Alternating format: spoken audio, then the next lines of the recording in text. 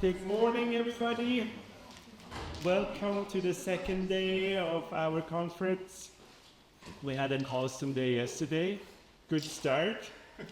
Today is kind of the wrap-up, but that's exciting. Good presentations, interesting discussions yesterday. That was awesome. Catch up with people that I met a couple of years ago, last year, the year before, and met lots of new people. I hope it was the same for you. So that was a very good first day to the conference. We had an awesome dinner too. Most of you were able to join us, so that was exciting at Schmaus. Great restaurant and location is next to Goers. Today we want to start again with the plenary session. Carsten Keller is our plenary speaker today, but we also have further in the program, obviously, paper sessions after this, and then over lunch, the conversation with Philip about publication opportunities. So if you're thinking about either publishing your work as a book with CitySharing publishers, then please take that opportunity to talk with Phil about what that looks like. Or if you're interested to submit your paper and have it published in the journal, same thing. So that'd be great to be able to include your work in our journal. So we can talk about that individually in your plans are. And then we have a panel discussion in the afternoon at 4.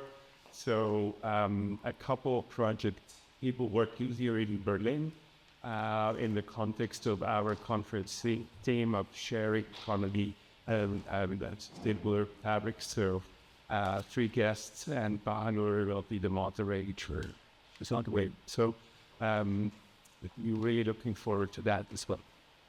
And then obviously the awards for the emerging scholars after that, and drinks. We'll finish the drinks at 5. So hang in there, yeah, or make it to the next day. Okay, so let's get started with the plenary session. I'm just going to introduce Carsten Keller. Carsten Keller is a professor of urban and regional sociology at the University of Kassel. That's here in Germany. 3 hours train hikes from here. Yeah, this thing. His focus is on social space, segregation, and migration research, as well as empirical methods of social research. Most recently, he conducted research in a project network, and that has a German title. I'm going to read the English translation for it. The project was called CitySharing, Public Space and Housing as Common Goods in Socially Mixed Neighbourhoods. I think that's going to be the main body of your presentation. It was funded by the Robert Bosch Stiftung, running from 2019 to 2023. And the other project that is going to talk about was ProSHARE, Enhancing Diversity, Inclusion and Social Cohesion through Practices of Sharing in Housing and Public Spaces. That was funded through the Urban Europe from 21 to 2023. He's currently leading a project in the research network New Suburbanity. So, story. I don't know how to pronounce it. The New Suburban. Yes. So, yeah, I'll hand over to you, Estima, and then we'll do questions at you. Okay, thank you very much. Thank you very much for the introduction and the invitation to this conference. It's an honor to speak here and to present you some outcomes of these 2 research projects in which I worked as a team and also together with Florian in the German project and with Doina also in the international project. So it ended about 1.5 years ago, and I will speak about neighborhood sharing. And well, I just wanted to begin with some insights about, or some spotlights on the sharing economy and the sharing city label. As you know, the sharing economy, it was proliferated, especially in the aftermath of the financial crisis of 2007. And well, it's related to trends as digitization and a change in consumption and value patterns. Access and usage instead of ownership is one keyword. And when after that period of crisis and maybe also reflection about new forms of economy, there have been many expectations formulated that the sharing economy will contribute to sustainable and development and empower civil society and also enhance the economic dynamic. Meanwhile, after 20 years already, almost, it's seen more critically, this concept, and it is referred to, for example, as platform capitalism as well, with Airbnb as one example. And then the notion of the sharing city, it emerged a bit later in the beginning of the 2010s, and it was already in the science, however, critically formulated against the sharing economy, since the potential for sustainable development was particularly seen in the non-commercial sector or commoning practices. And however, a city like Seoul, who embarked in 2012 on the label of a sharing city, there was one activist and mayor who promoted this sharing city project. And then, for example, Amsterdam was the first city in Europe who was labeled themselves as a sharing city. They embraced both economic, commercial, and non-commercial forms of sharing practices. So we have to say the notion of the sharing city in practice was not really only commoning and non-commercial practices. There was a difference between science and policies. And the label of sharing, or the term of sharing, there are a lot of definitions, and one prominent author is Balk, giving and taking as well as joint usage of goods and services. One has to say that sharing is it's a kind of fuzzy concept, since it involves a high heterogeneity of tangible and intangible goods and services, and also has different forms of organization and geographical ranges. For example, the distinction in science between commercial and non-commercial, which is quite common, might reflect a more profit-orientated economy dominated by big players using digital platforms like Airbnb on the one hand, and they're acting on the national or even transnational level. On the other hand, you have more locally non-profit orientated forms of sharing. Some insights, some spotlights on research on sharing. For us, it was important to see that the most studies in science so far focused on the sharing economy and the commercial forms of sharing, and more from a macro level perspective like a city or nation. And the local settings and the non-commercial forms, there has been less research until now. And therefore the question, for example, for us was, or one central question, are there systematic differences between non-commercial forms of sharing and commercial forms, like car sharing, as you know, is one very prominent form, and home sharing? And which role does the neighborhood play as a local, coherent, small-scale environment of one's place of residence? These are the two, let's say, general main questions. And some spotlights on the state of research on the sharing economy. As you might know, it is underlined that there's a social selectivity in terms of there are particularly younger persons participating and better educated. So-called millennials are often underlined in the literature. This is also due to the central role of the digital media and platforms, since interactions and relations are formed by these digital platforms and used, for example, if you make bike sharing or car sharing. And due to the motives of the participants, it was underlined, or a lot of studies point out that cost savings and convenience for the participants are the most important motives, not sustainability or social relations, which also play a role. And also it depends, of course, on the forms of sharing. But generally speaking, cost savings and convenience are the most important. On neighborhood sharing, there's not much literature, even if it changed a bit the last month and years. And the most studies which exist are on digital neighborhood platforms. In Germany, there's one network digital platform, Nachbarschaften.de, neighborhood.de, and it underlines, for example, as well, which is important also for the sharing economy, the importance of trust, and then the space is underlined in these in these studies, and infrastructure of sharing within the neighborhoods. So that only as a short recapitulation on terms and some insights. We had, maybe you remember the cover Florian was already showing yesterday. We had one project which was called CitySharing, let's say, StadtTeilen, and we had an interdisciplinary team with social sciences, architecture, but I'm not going to speak about architecture, which is another part of the project. I'm speak about empirical results.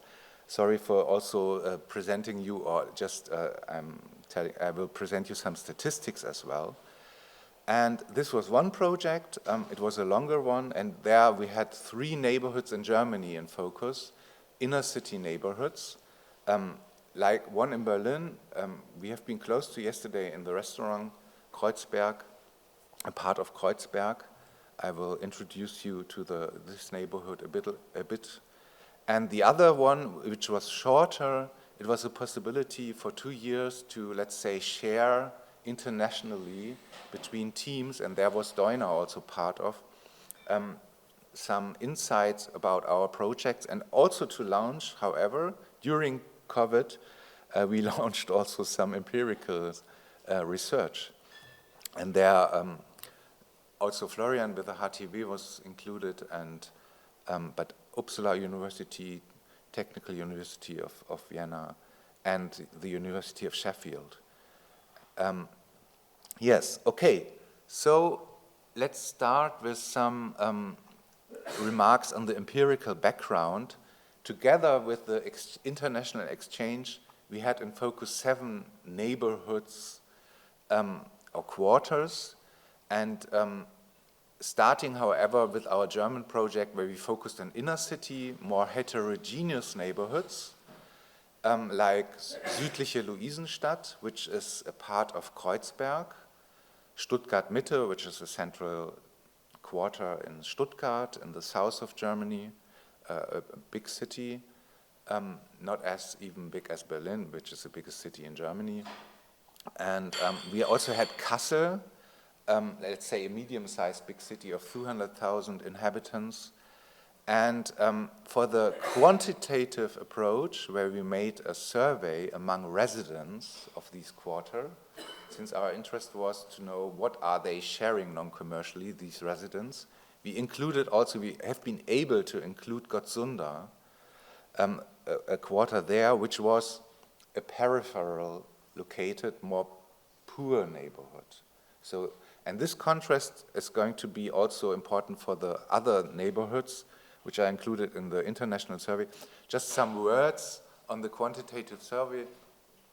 It was mostly random, but due to low respondent rates, we also included some purposive selection samples.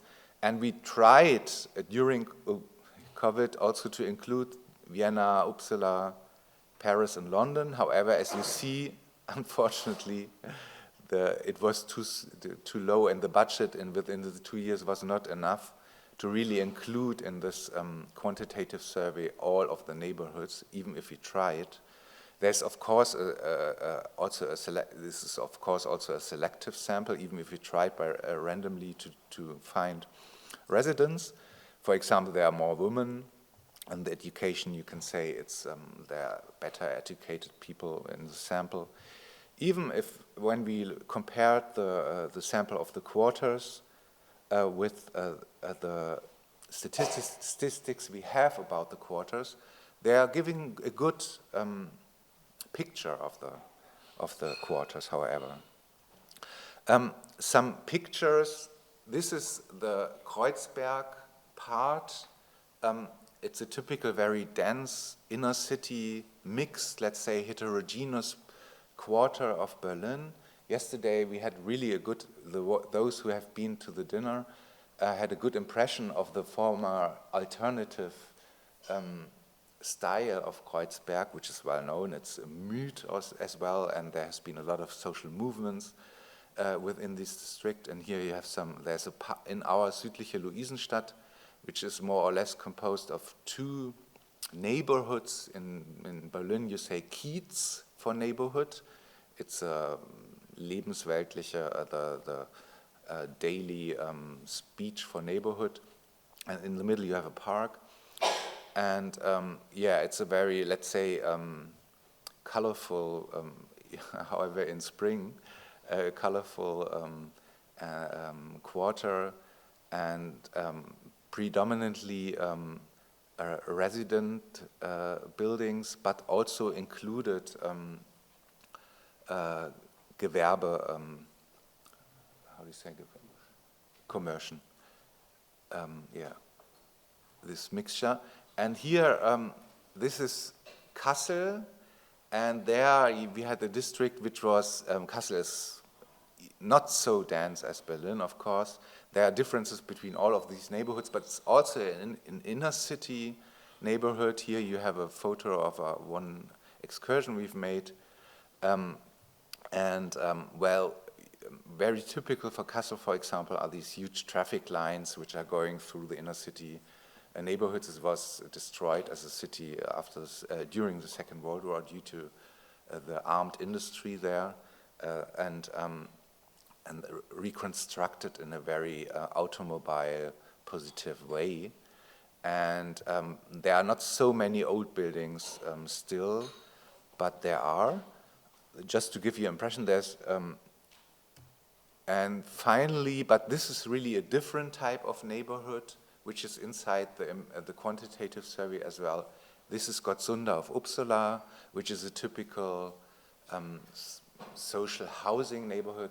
In Sweden, you had these millennium programs in the 60s. It was cold, and it was a construction of prefabricated housing. I don't have to add much about that. But it's a more peripheral in the location area there. Okay, so just to sum up, we had in the end for our survey 4 neighborhoods, and one is really different from the 3 Germans in the sense of there's a poorer and population, social housing is high, and it's a more it's a monofunctional residential district. And so the questions I want to go into is to what extent do residents practice non-commercial sharing, and what do they share? What are the drivers, the motivations, and which role does the neighborhood play? And also we have been interested about social selectivity of these networks of sharing. Are they as social selective as it is stated for the commercial sector? And some spotlights. We had also a question, do you use commercial sharing? And about a quarter of the respondents do use and particularly in the field of mobility and housing. These are the two main forms, home sharing and sharing of mobility, or like cars. And the thing which was really a surprise is that in the analysis there has been no correlation with commercial sharing, or a slight negative correlation, which means, in fact, if residents do share in the commercial sector, you can conclude nothing for the non-commercial sector. There's no relationship. And why the hypothesis was, for us, there might be relations, and no. This was one first very interesting insight with our sample. And then second, we concentrated on sharing without money, which we explained in the guideline, in the questionnaire. And the most often immaterial goods are shared. About 30% of the residents of these 4 quarters, these 4 neighborhoods, they share more than monthly 30% things like services, information, and activities. So it is in contrast to the commercial sector, not on sharing of home and cars, for example, or bikes, but on services and activities and information or learning together. But however, also material goods like tools or food play a role, and spaces also, like 1/5 of the residents state that they do this more than monthly. A second thing is that for these non-commercial forms of sharing, the personal context are very much underlined by the residents. So this is one table. We asked which of the following social networks and contact points are important for organizing the forms of sharing you indicated. And then personal contacts are the most important, as you see. Internet forums and online groups do play a role, but they are more or less the main role. They stay to the neighborhood. But they say personal contacts are really the most important things for organizing sharing. So not digital platforms, but personal contacts. And the role of personal contacts continues when you look at the question of the motives.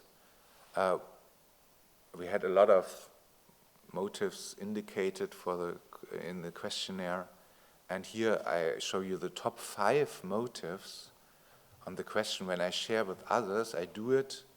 The first thing was because I like them, and this was the most important answer. And then there was because it is the right thing to do, or to live in a more sustainable and environmentally friendly way, and to use and to do other things, and to meet and to get to know other people. So these are the top 5. So you can put together 5 and 1. So social contacts are really among maintaining and to getting to know other people, and because I like these other people, are the top motives. However, also, let's say, like moral motives, because it is the right thing to do, play a role, and also sustainability, and to extend the possibilities of things and services, to extend it. Dependency and monetary reasons are not really crucial. We also ask for that. They are among the least indicated for the persons.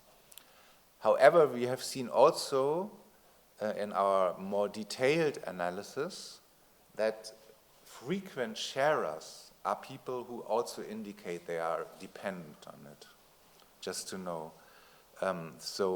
If you look closer on the people who share really very much, you find that these are people also who indicate they are dependent on it, or it's also out of monetary reasons. But among all the respondents, this is really a very weak motive.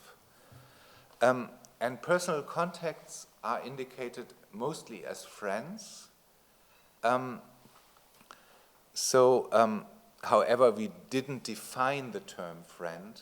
It's a kind of open name for people I know and like. It's friends. And what we have seen comparing the 4 neighborhoods, for example, is that where there's more sharing in the neighborhood, like for example in the Berlin quarter, which was among these 4 neighborhoods, we have seen the highest sharing activity, and there also acquaintances or strangers are more included in sharing activities. But generally, the people indicate friends are the people which I mostly share with. And then I come to the neighborhood. I spoke now about the importance of social contacts, which I really wanted to underline for these non-commercial forms of sharing. And the neighborhood, in fact, since it is a question, is it just any geographical scale where you share as important as the city? Or but the respondents said, no, it's the most important place for us to share non-commercially without money. And particularly also who live in my house. I have to say that we have had houses, multi-story houses, and people are tenants, and they are normally not really owners. There are some owners, and the question was really, you share with, not in your household, but with other neighbors. It was explicitly formulated. And interestingly, this was in all neighborhoods that they indicated is mostly people in my house, but also who live in my neighborhood, which is more or less the same scale as the city. And another question about that, how did you get to know the people with whom you share in your neighborhood? And then again, the house is the most important, far most, but there are also public places and other institutions in the neighborhood which play a role, and here you find very interesting differences between the neighborhoods. I come back to this. Our interest was also how do the residents use these neighborhoods apart from sharing, and we had a lot of questions about that. And very shortly, to present you some of these outcomes, we see that among the 4 neighborhoods, public places are the most used. This is a number which is an indice which indicates between 1 and 5 the usage, the frequency of using. And you see public places are the most important places which they use. And and then of course we analyzed what is the relationship to sharing, and there also we made an indice of frequency of sharing. Then you see, for example, that community gardens and associations are the most important. If the people use community gardens, if they use associations, these are the most important relations that they are sharing non-commercially. Public places here are, even if they are the most used, also important, but not as important as associations and community gardens, for example. So we see which is kind of an evident hypothesis. If the people use infrastructure within the neighborhood, they do share more. We see a correlation there. And I've spoke already about differences between the neighborhood. We made an indice there, and we've seen that Berlin is the place where they share the most in our sample. Then, that was a little surprise for us, Kassel the second. Since Kassel, the inner city district, it's a more, let's say, mixed, and there are also poorer parts of this inner city district, and Stuttgart on the third, but Uppsala, the peripheral, poorer area, the lowest sharing frequency, and you can also differentiate that, but I won't go into detail about this. I will just want to show you one table for the quantitative survey, which is on the question of differences of infrastructure who promote sharing. And there you see Berlin, the Berlin quarter, where the sharing frequency is the highest. The people in the house are also the most important, but however, if you compare it, for example, with Uppsala, the Gottsunda case, where the sharing frequency is the lowest among the residents we asked, you see that shops or festival or markets or public places are in the Berlin quarter very much important also to get to know people with you share. And this shows that infrastructure within the neighborhood is really important also for the sharing frequency. This is the final on the quantitative, since one question, but very shortly, was about social selectivity. In our sample, this was also a little surprise. We did not see a social selectivity in relation to social status, for example. In other words, education or income or profession. We did see only a very small effect of age and gender. So younger and women are sharing a bit more, but slightly. But we, on the other hand, we asked the person, what do they think with whom, what are the characteristics of persons with whom they share? And they said, for example, which is important, it's a bit age, cultural background, language, and interests. But gender, income, and religion is unimportant. This is their view of the people with whom they share. So, okay, this was the quantitative side of the research. Just to sum up very shortly what I've said. First, surprisingly, in our sample, non-commercial and commercial sharing are decoupled. They have nothing to do with each other. And non-commercial sharing is mostly about immaterial goods. And personal contacts are crucial for organizing sharing, but also as a motive. And the neighborhood seems really to be a nodal point.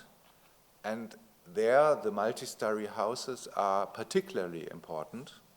And finally, we see a much lesser social selectivity than in the commercial sector, where the millennials, the younger, better educated, seem to participate particularly. But interests and cultural background might play a role in the view of the participants. Okay, this was the first part, and now in the last 10 minutes, I will give you some insights of the qualitative part of the research.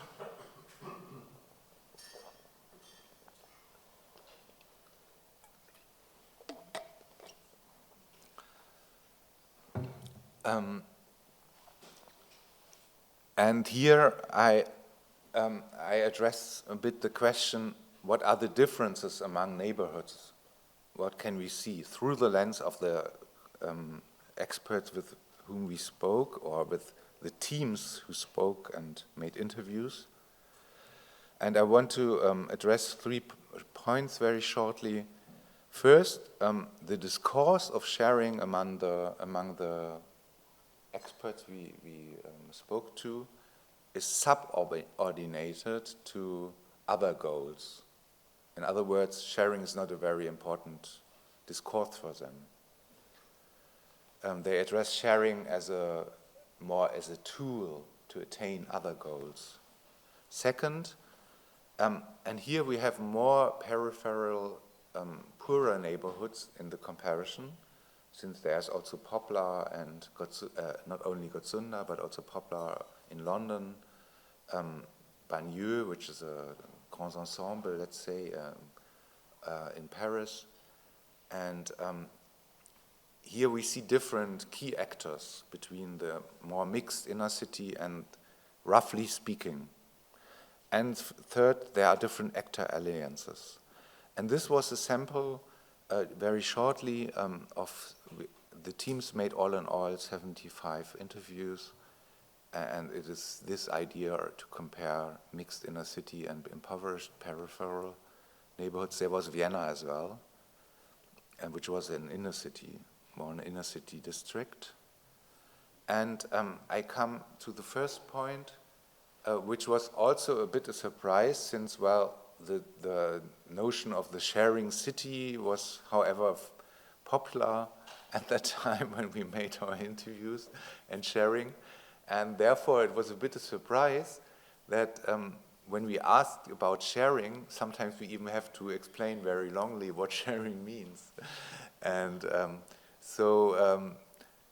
if you relate it in a spectrum, sharing as a goal in itself, or sharing as a tool, it was more a tool. And it was a tool to attain other goals in the neighborhoods. For example, to maintain a socially mixed population or the creation of public places. These have been motives, especially for the inner city districts. For example, the Kreuzberg part there's a huge gentrification pressure since some 10, 15 years, 20 years maybe already. And there are also social movements against it. So there are a lot of initiatives integrate the term of sharing yes, of course, sharing is essential for our purposes of bringing people together and mobilize them against gentrification and to maintain a socially mixed. And creation of public places was particularly important for Stuttgart, which is a quarter in the city, in the middle of the city, which is very much divided by huge traffic lines. It's also in a valley, the city of Stuttgart, and therefore, and was also planned as a very automobile-oriented city. And there you have already almost highways going through. And therefore, for the initiatives to create public place was particularly important. And on the other hand, roughly speaking, in the more poorer areas, it was more like empower and integrate as disadvantaged perceived population. Yeah, just a quotation. We're trying to use and share the spaces with others. These are very short quotations. And here I can describe it as sharing. We have always described it more as making it available and enabling. This was one expert who said this, for example. And we found these motives more in the inner city, more mixed areas, and in the more poorer peripheral neighborhoods, this empowerment and integration goal is more important for the experts. So it is not seen really as a goal in itself. However, community building is, let's say, the essence for them of sharing. We build communities to fight gentrification, etc. Sharing means community building, sustainability, and as in the survey among the residents, sustainability and also social justice do also play a role for the experts, but I won't go into that. So, okay, second point, we can see different key actors of sharing and different logics, like bottom-up and top-down logics. And of course, if you speak about actors of sharing, it's a complex situation, since in these networks of sharing there are different actors. There are participants, there are initiating actors. When you have an initiative, they might be the same. They're participating and they're initiating, organizing. These are networks with different motivations and theology aims, and the participants might be more heterogeneous or homogeneous, etc. But we spoke particularly to initiating actors, organizing actors, here in the qualitative sample.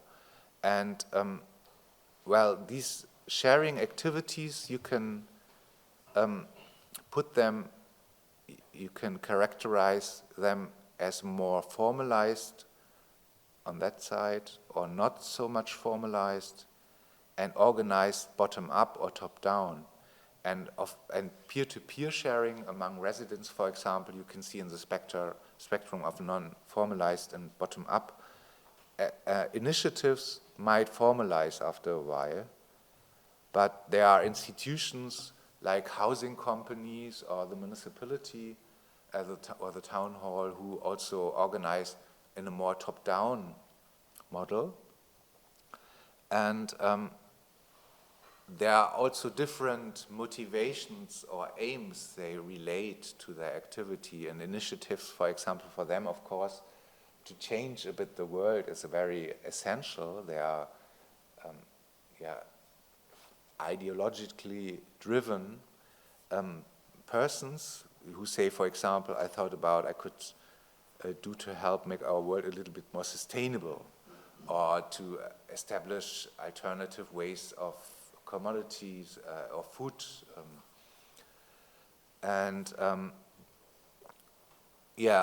Peer-to-peer sharing might be initiated by initiatives, but also by institutions who, like a housing company, can enable sharing, enable peer-to-peer sharing by offering rooms for the neighbors or offering infrastructure of sharing. And this was, for example, we see it as our extended living room, a neighborhood center provided by the housing company. So institutions do also play a role, and this is, I already quoted it, I can describe it as sharing. We have always described it more as making it available and enabling.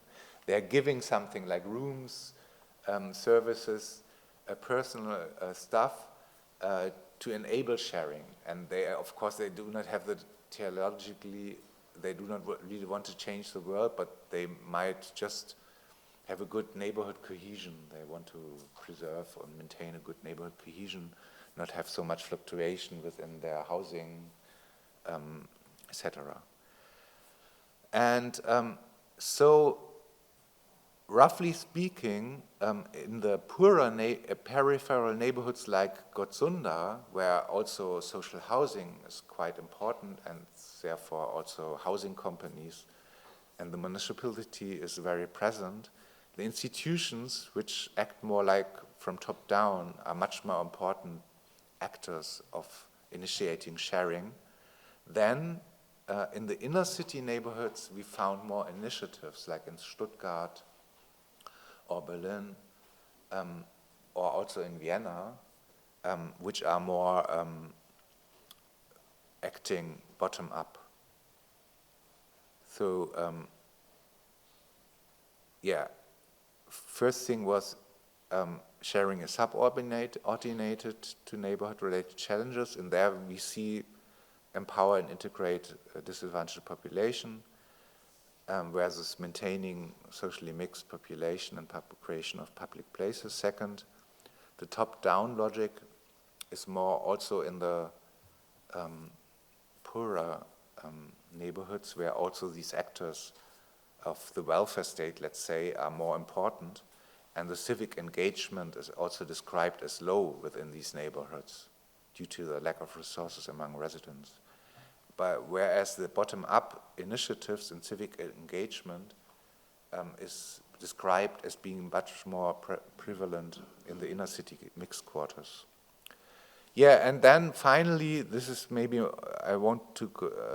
This is a third point, that also there are different actor alliances which play a role for sharing. Since how do civic actors relate to the municipality or housing companies who are proprietors of space or housing?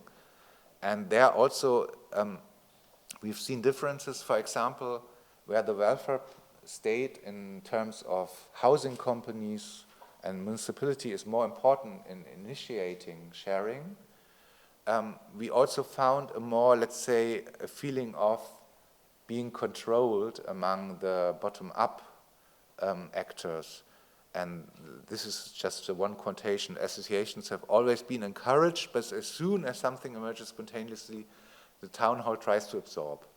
And this feeling of control, even restriction, is an element of alliances between institutional and intermediate actors we found more in the poorer neighborhoods. And on the other hand, for example, this is a quotation from Stuttgart. There, for example, this is an actor of an initiative, he says, or she says, if you have any idea, you can ask someone on the district council directly how you see it. Then they recommend some strategy and how to handle bureaucratic stuff, etc. So non-hierarchical alliances are much more, we found more described in the inner city quarters, and even sometimes the same motives and a kind of same community spirit among actors of the municipality and the civic society. That's I wanted to say, and thank you for your attention. And I don't want to sum up really, but to say our research shows what was already Doina stressing yesterday, but this from more now from really an analytic perspective, our research is underlining that there's the main potential for non-commercial forms of sharing are within the neighborhood. And however, in the European case of multi-story tenant houses, well, Germany, of course, has a very high tenant rate. There's only Switzerland who has a higher one in the European Union, and it's about 50%. And there, in these multi-story houses, they are really crucial as nodal points, and even the neighborhood, especially if they're infrastructures and used infrastructures. So even if there are different conditions, of course, in the neighborhoods, we think, and I wanted to say that there's a main potential also within the neighborhoods. So thank you very much.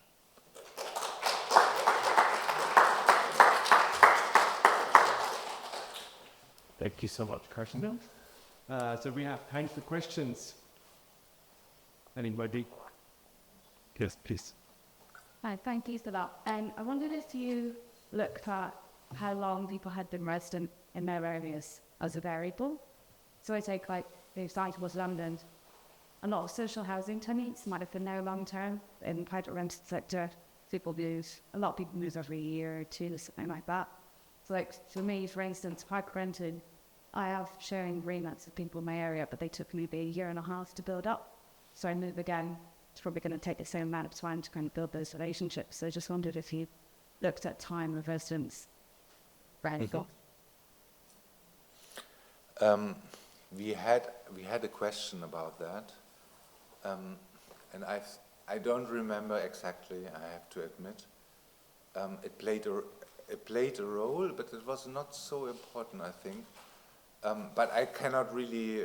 There was a question in the survey about the durage of residency.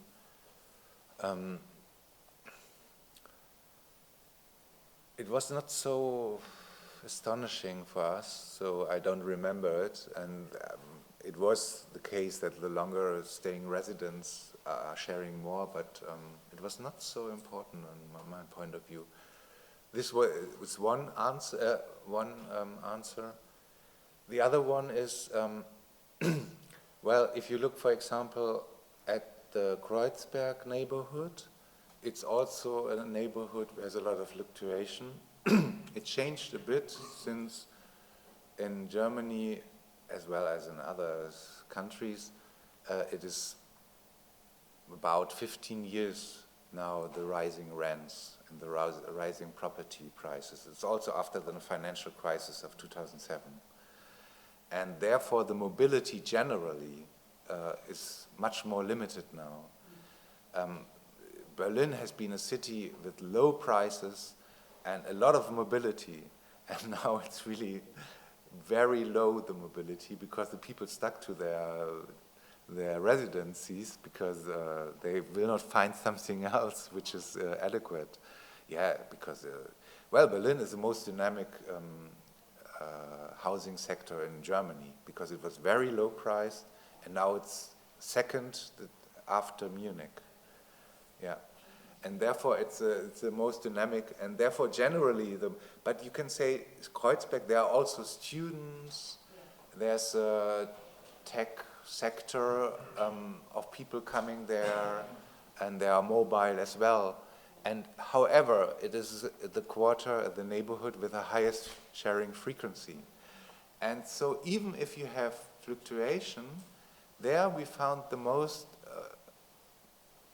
let's say, community spirit.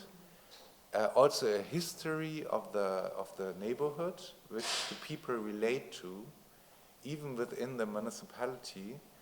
And I think also newcomers or students who are there only a short time, they can relate to this community spirit, that history of social movements as well there. And then this community spirit is very important for them to share within the neighborhood. So I think fluctuation play a role, but if there is such a case as Kreuzberg, even newcomers can be integrated quite, they can be integrated. And it's more a thing of resources maybe. What it's also, you can think about that people who have not, it's participation generally, and you see this in participation process of planning as well, it's the same problem. That people who have no time resources and other resources, they do not participate. And interestingly, people who are frequent sharers, they underline more the motive of being also dependent and saving costs. So also among poorer people, sharing might play really a role. But these transformative oriented sharing by the initiatives, this is more by people who have higher education, students, and who have more time and other resources, I mean. So it's more a resource question, I would say. Maybe also a question of the period of your life cycle. Yeah, thank you. And you see. Yes, please. Perhaps this is an obvious question, but by the word house, are you referring to apartment buildings?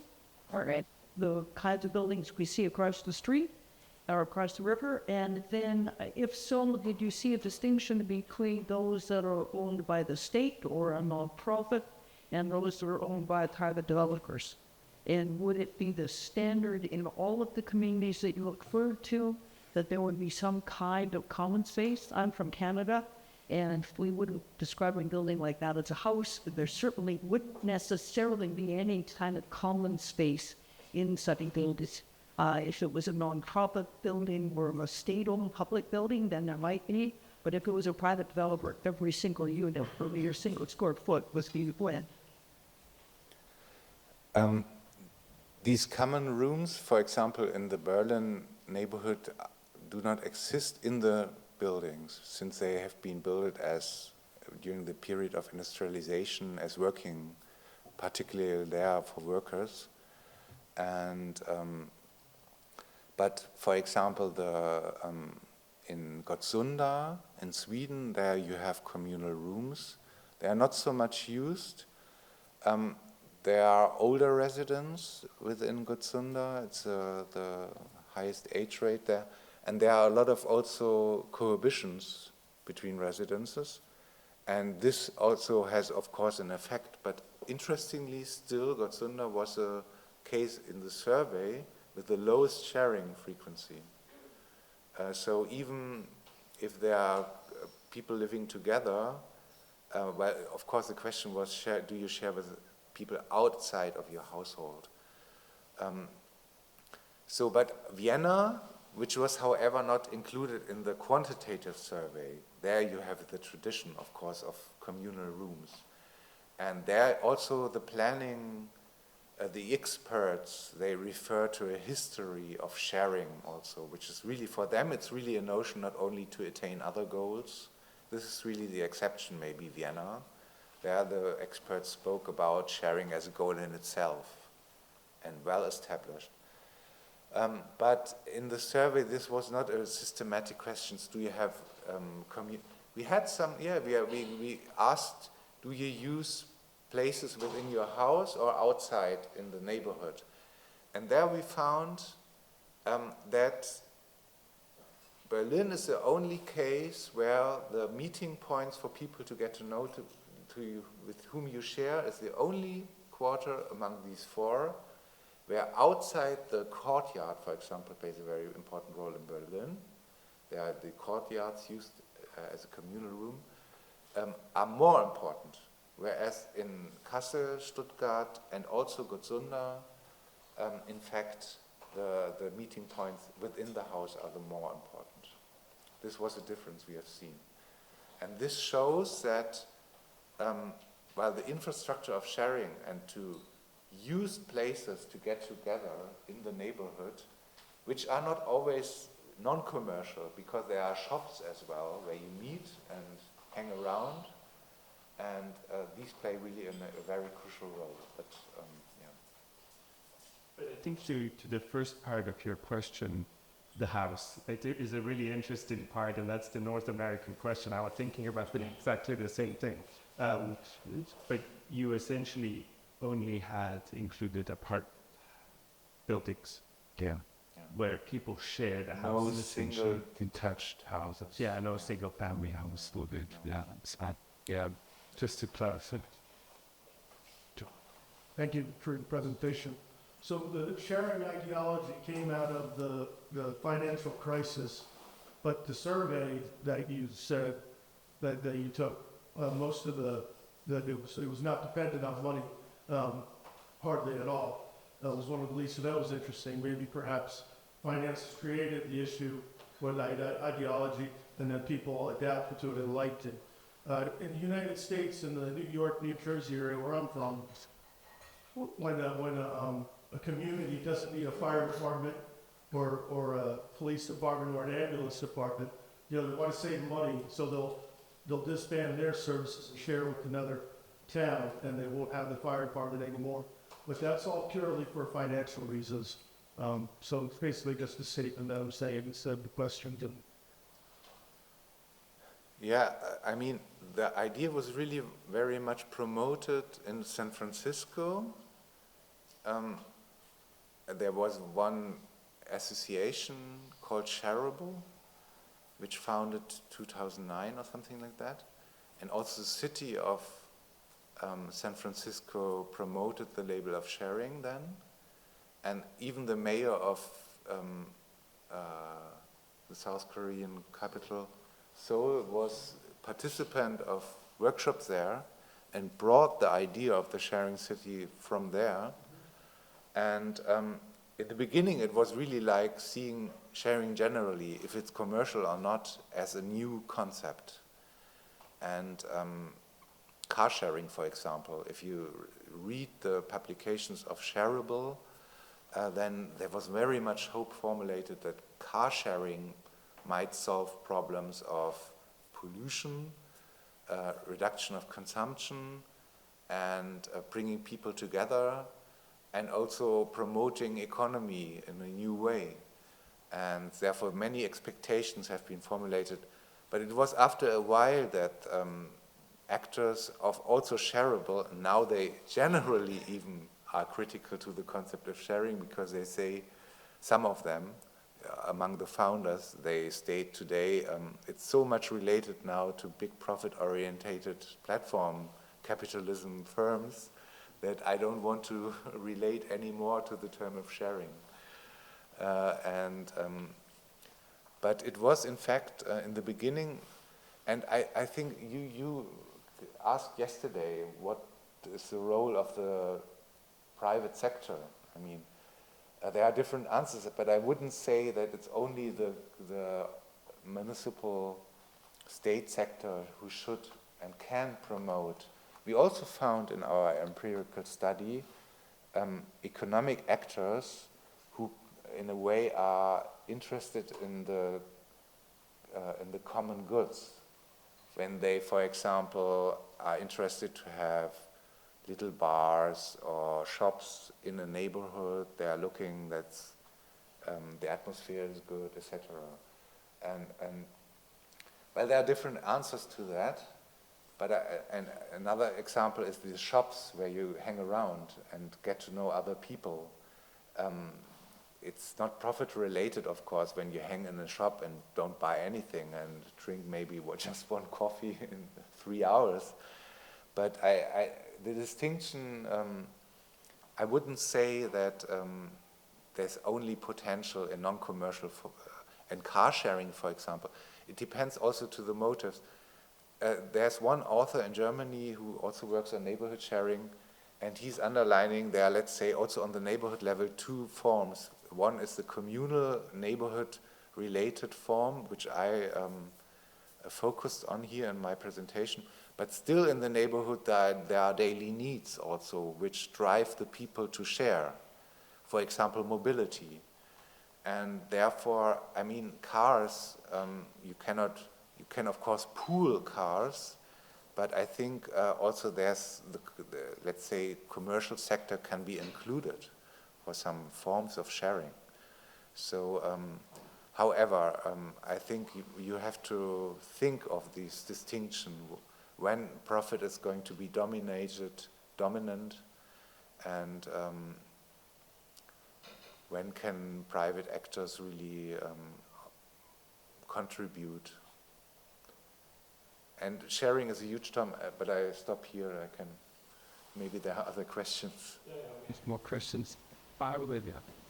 I just wanted to react to the comment about the financial crisis. Because you could give context about the countries had more sharing practices at this together or very common in the South. On one hand, because of the culture, where people used to live more connected as community, but secondly also because they were not distracted or hoping that the municipality or the nation directly would think of others for financial partners. So we figured out that especially countries like Portugal, Spain, Italy, and Greece, on one hand because of the culture of the society, but also essentially because they didn't trust the municipality and the government to help out the crisis for any kind of shared practice on earth columns, businesses, occupied places, or weak forms of collaborations. Yeah, it's interesting. I mean, we also had the question if the housing pressure, like people feel in the inner city neighborhoods, this pressure of rising rents and gentrification, and if this is a stimulating element that they share more. This was one question, and we've seen an effect. You can generally say, yes, there is an effect, and it's more or less what you described in comparison of countries. On the other hand, in Italy, for example, Bologna is also a very good example of collaboration between municipal and civic actors.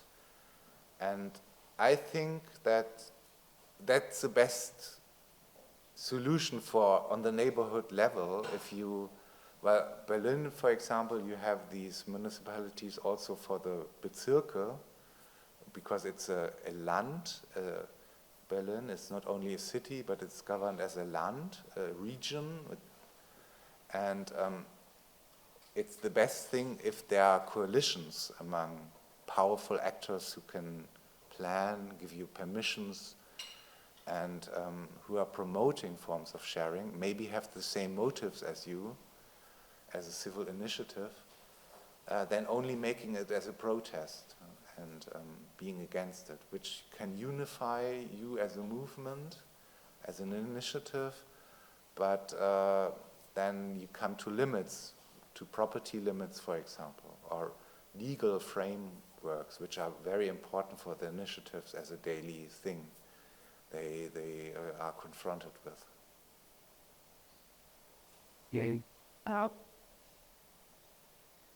Yesterday I was speaking about common, and you were speaking more about sharing, also mentioning common a little bit.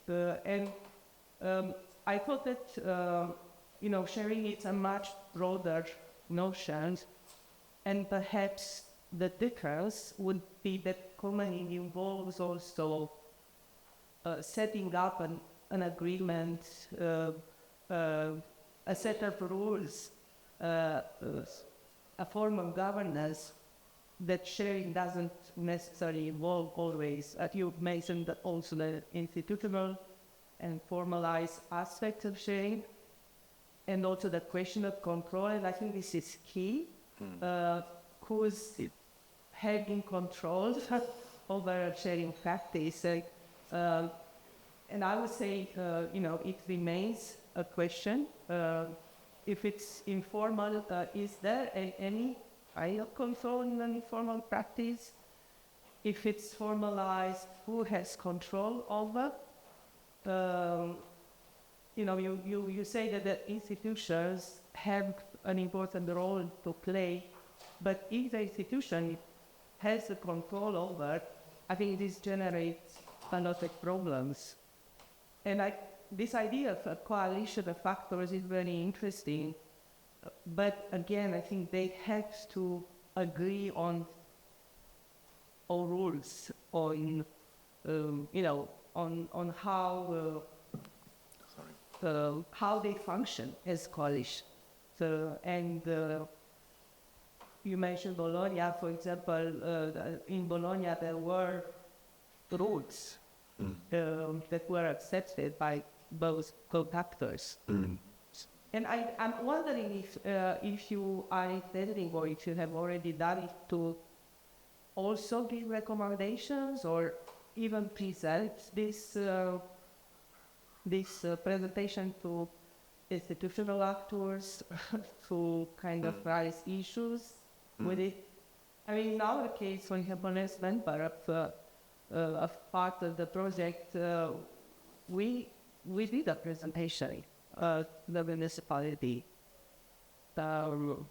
And it was interesting because we raised certain questions. Of course, they might not necessarily immediately respond to this, but I think it's important for them to hear also that people are concerned that they are always taking control over a coalition or... No. Thank you for that inspiration again. We had, it's just a reminder to do it maybe again as well, and to continue with that. We presented also, and we had the different labs also in our German cases, where also we presented to the actors who participated and coming from municipalities and from the civic society. And we made several feedback rounds.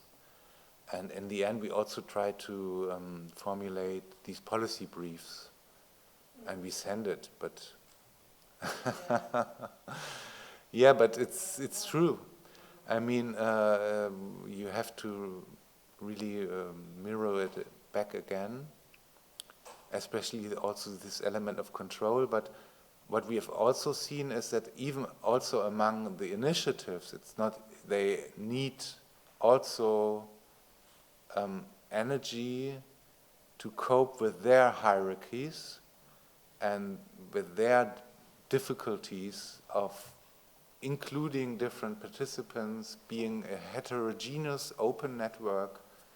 And it's not only the work for, or the challenge of bottom-up actors or intermediate actors to cope with a hierarchy in relation to the municipality, but also within these initiatives. And it was Helena who underlined this very much, one participant in our project, and she also, we had one publication in a now coming book.